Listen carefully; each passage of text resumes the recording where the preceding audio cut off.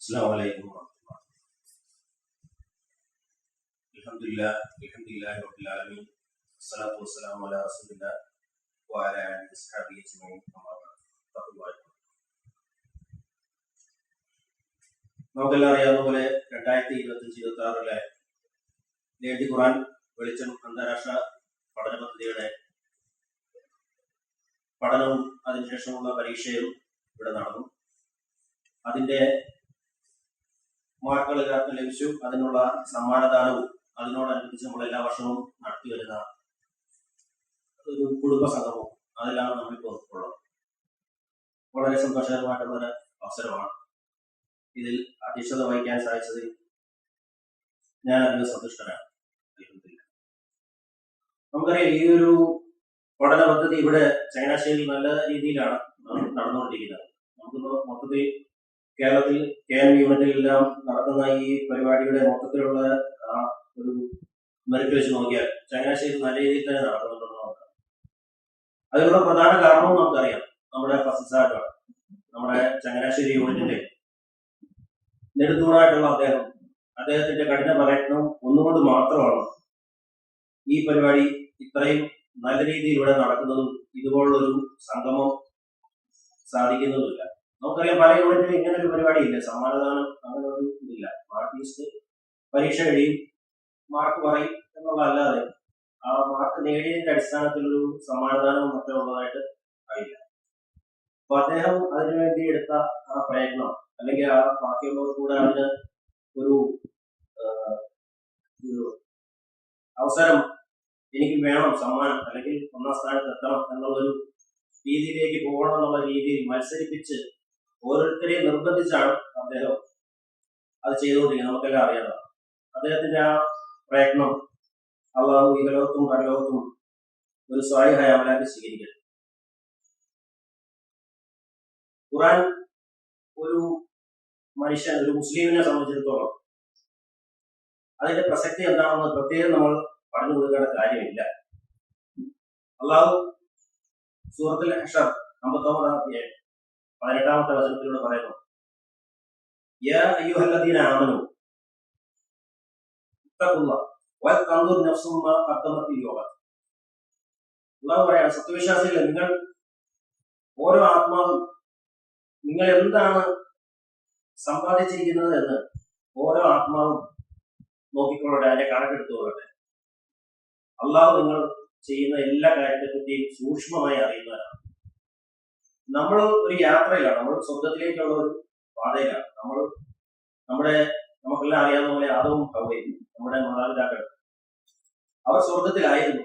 അവർ വെളിയിലാക്കപ്പെട്ടതാണ്, ഭൂമിയിലേക്ക് ആക്കപ്പെട്ടതാണ്. അത് നമ്മൾ ആ തിരിച്ചുള്ള നമ്മുടെ കുടുംബത്തിലേക്കുള്ള ആ യാത്രയിലാണ്.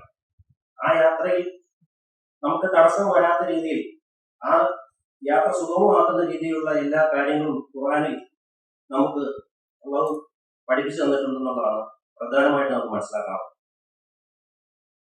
ഖുർആൻ മനുഷ്യന് സാമൂഹികമായി സമാധാനപരമായി ഈ ലോകത്ത് ജീവിച്ച് മരിച്ച് സ്വർഗം നേടാനുള്ള എല്ലാ കാര്യങ്ങളും ഖുർആനകത്ത് എല്ലാം പറഞ്ഞു തന്നിട്ടുണ്ടെന്നുള്ളതാണ് നമുക്ക് മനസ്സിലാക്കാൻ സാധിക്കും. ഒന്നാമതായി, മനുഷ്യൻ ആരോട് പ്രാർത്ഥിക്കണം, എന്റെ പ്രാർത്ഥനയ്ക്ക് ആര് ഉത്തരം തരും എന്നുള്ളതിനാണ് ഒന്നാമതായി ഖുർആൻ പറയുന്നത്. അള്ളാഹു പറയുന്നു, നിങ്ങൾ എന്നോട് പ്രാർത്ഥിക്കുക, ഞാൻ നിങ്ങൾക്ക് ഉത്തരം നൽകും. അതുപോലെ പൈശാചികമായിട്ടുള്ള ശക്തികളിൽ നിന്ന് നമുക്ക് എതിർത്ത് നിൽക്കണം. അതിനെന്താണ് മാറുന്നത്? അതിനും ഉള്ള ഉത്തരം ഖുർആനിലുണ്ട്. ഖുർആനിൽ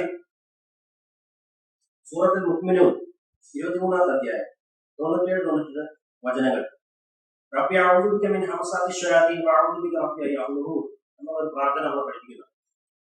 അതായത് പിശാചിന്റെ ആ സാന്നിധ്യം പോലും നമ്മളിൽ ഉണ്ടാകാതിരിക്കാനുള്ള കാര്യങ്ങൾ വരെ ഖുർആനിൽ പഠിപ്പിച്ചിട്ടുണ്ട്. നമ്മളത് വ്യക്തമായിട്ട് അത് പഠിക്കുമ്പോൾ നമുക്ക് മനസ്സിലാവും, നമ്മുടെ നിത്യജീവിതത്തിലുള്ള എല്ലാ പ്രശ്നങ്ങൾക്കുമുള്ള പരിഹാരം ഖുർആനിൽ ഉണ്ട് എന്നുള്ളതാണ്.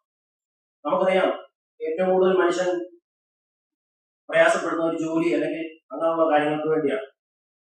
ആ ഒരു അവസരത്തിൽ അത് നഷ്ടപ്പെട്ട്, അല്ലെങ്കിൽ നമ്മുടെ ഉപജീവന മാർഗം നഷ്ടപ്പെട്ട് നിൽക്കുന്ന സമയത്ത് നമുക്ക് പ്രാർത്ഥിക്കാവുന്ന പ്രാർത്ഥന ഖുർആനിലുണ്ട്. മൂസാ നബി അലൈഹി സ്വലാത്തു വസ്സലാം സ്വന്തം നാടും വീടും വിട്ട് മറ്റൊരു ദേശത്തേക്ക് പോയി ഒരു മരത്തിന് ചുവട്ടിലിരുന്ന് പ്രാർത്ഥിക്കുന്ന പ്രാർത്ഥന ഖുറാനിലുണ്ട്. അള്ളാഹു നീ എനിക്ക് നൽകുന്ന ഏതൊരു സഹായത്തിനും ഞാൻ ഇന്ന് ആവശ്യക്കാരനാണെന്നുള്ള രീതിയിലുള്ള പ്രാർത്ഥന. നമ്മളെ സംബന്ധിച്ചിടത്തോളം നമ്മുടെ ജീവിതത്തിലെല്ലാം ഒരു പ്രാവശ്യം അല്ലെങ്കിൽ പല പ്രാവശ്യം നമ്മൾ ആ പ്രാർത്ഥന അറിയാതെ നമ്മൾ മലയാളത്തിൽ അറബി അറിയത്തില്ലെങ്കിൽ മലയാളത്തിൽ കൈവരുത്തി നമ്മൾ പ്രാർത്ഥിച്ചിട്ടുള്ള പ്രാർത്ഥന. അപ്പോൾ ഓരോ അവസരത്തിലും മനുഷ്യന്റെ ഓരോ അവസരത്തിലും ഏതവസരമാണ് ഇപ്പം നമുക്കറിയാം നമ്മുടെ നാട് ഭീകരമായിട്ടുള്ള ഒരു അവസ്ഥയിലേക്ക് പോയിക്കൊണ്ടിരിക്കുകയാണ്. ഒരു ഭരണാധികാരിയിൽ നിന്നും നമുക്ക് ഒരു പ്രശ്നം നേരിടുമ്പോൾ എന്ത് ചെയ്യണം? ഖുർആനിലുണ്ട്, പ്രാർത്ഥനയുണ്ട്. നമുക്കറിയാം സാഫിന്റെ പ്രാർത്ഥനകൾ നമുക്കറിയാം. അതുപോലെ നിരവധി പ്രാർത്ഥനകൾ നമ്മുടെ ഓരോ ജീവിതത്തിലെ ഓരോ ഘട്ടങ്ങളിലും നമുക്ക് നിർവഹിക്കേണ്ടതായിട്ടുള്ള പ്രാർത്ഥനകൾ നമ്മൾ അത് ഖുർആൻ മനസ്സിരുത്തി വായിച്ച് അത് പഠിച്ച് ആ രീതിയിലേക്ക് നമ്മൾ മുന്നോട്ട് പോവുകയാണെങ്കിൽ നമ്മളുടെ ഏത് പ്രതിസന്ധിയിലും അതിന് ഉത്തരം ഖുർആനിൽ ഉണ്ട് എന്നുള്ളതാണ്. അപ്പൊ നമ്മൾ ഖുർആൻ പഠിക്കാൻ തയ്യാറാവുക എന്നുള്ളത് മാത്രമേ അതിനകത്ത് പ്രശ്നമായിട്ട് വരുന്നുള്ളൂ. നമുക്കറിയാം അതുപോലുള്ള കാര്യങ്ങൾ പഠിപ്പിക്കുക എന്നുള്ളതാണ്, എല്ലാവരിലേക്കും എത്തിക്കുക എന്നുള്ള രീതിയിലാണ് ഈ പഠന സംഗമം നമ്മുടെ യൂണിറ്റ് അല്ലെങ്കിൽ നമ്മുടെ വേണ്ടി ഖുർആൻ എന്നുള്ള പാഠ്യപദ്ധതി ആവിഷ്കരിച്ചിരിക്കുന്നതിന്റെ ഉദ്ദേശം തന്നെ അതാണ്, ഖുർആൻ എല്ലാവരിലേക്കും എത്തിക്കുക എന്നുള്ളത്. അപ്പോൾ അൽഹംദുലില്ലാഹ് നല്ല രീതിയിൽ നടക്കുന്നുണ്ട്. കൂടുതൽ കാര്യങ്ങൾ കുറെ വരുന്ന സെക്ഷനിലുള്ള ക്ലാസ്സുകളിൽ നമുക്ക് മനസ്സിലാക്കാം. നമ്മുടെ ഉദ്ഘാടനത്തിനും സ്വാഗത പ്രസംഗത്തിനും എത്തിയിരിക്കുന്ന എല്ലാവരെയും സ്വാഗതം ചെയ്തുകൊണ്ട് ഞാൻ നിർത്തുന്നു. അസ്സലാമു അലൈക്കും.